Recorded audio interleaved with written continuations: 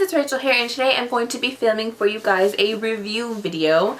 And I am not so good at doing review videos, I think. But today I'm going to do a shot at it because this book I really want to talk about and let you guys know my thoughts on it. And so the book I'm going to be reviewing for you guys today is going to be Challenger Deep by Neal Shusterman. Now, this book was released this year, I think last month, and it is Neal Shusterman's most recent book. And it is something quite different from stuff that I think that I identify Neal Shusterman as writing. I'm used to him writing dystopians, middle grade. I'm used to the unwind dystology. I'm used to that from Neal Shusterman, so I wasn't really expecting what I got from Challenger Deep that I ended up getting from Challenger Deep. So I'm going to talk to you guys about how I felt about this book, what my thoughts were of it, and that's pretty much what I'm going to do today. So I'm going to probably stick a picture in for the rest of the video because I don't want to hold the book up anymore. So if you are unfamiliar with what Challenger Deep is about, this follows our young main male protagonist named Caden. And Caden is in high school, and Caden lives a pretty normal life at the beginning of our story, I guess you could say. But our book follows two different storylines. You have Caden and his regular everyday life, and you also have this kind of alternate reality with Caden following pretty much a ship in the sea, on the open sea, trying to make its way to the Challenger Deep, which is the deepest point in the Mariana Trench, I believe, and it's following Caden's storyline there.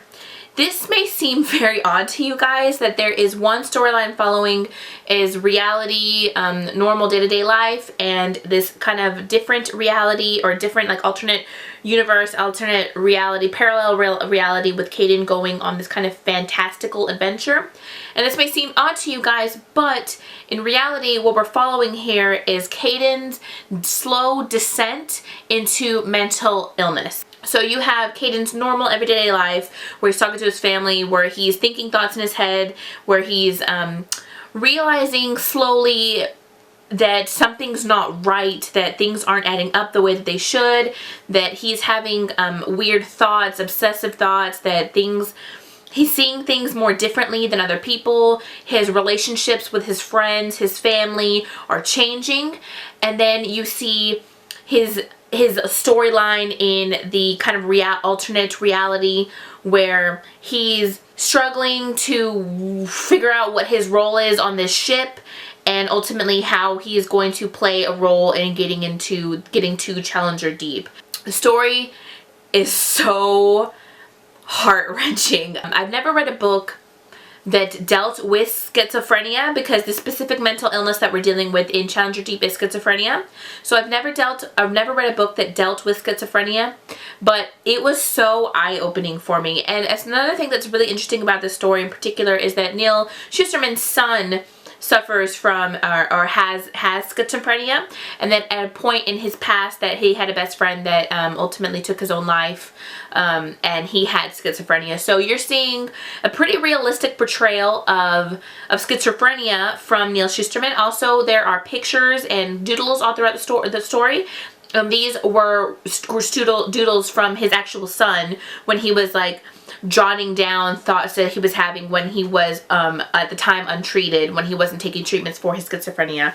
So that is really interesting. But the whole story, you're just seeing how this reality, this alternate reality, and how his real life, his actual reality, are kind of slowly merging into one. And it is fascinating and heartbreaking. I have tabbed this story so many times for such ridiculously beautiful and profoundly moving quotes to me. I can probably find one. Yeah, here's a really good one right now. I'm gonna read this one to you really quick. It says, "The fear of not living is a deep, abiding dread of watching your own potential decompose into irredeemable disappointment when should be gets crushed by what is.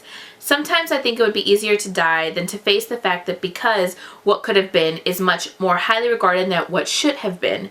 Dead kids are put on pedestals, but mentally ill kids get hidden under the rug." Quotes like that broke my heart all throughout this story, and it is a short book. It is 200 and some odd pages. 300 and some odd pages, 302 pages. It's very short, but it packs a punch in this bad boy. Character-wise, I think that a lot of people are kind of getting off-put by this story because the beginning of the book, before you kind of start to get into the meat of the story, it's very odd. You're getting these two different storylines, and they're two completely different storylines, and nothing's really happening yet. But because you're slowly getting into Caden's head, I don't think that you're supposed to understand the gravity of the situation. I don't think you're supposed to understand yet just how deep the rabbit hole goes. It is so interesting to see how you finally start to realize that something's not right. And I think it's a very interesting portrayal of all the different characters are very interesting to me.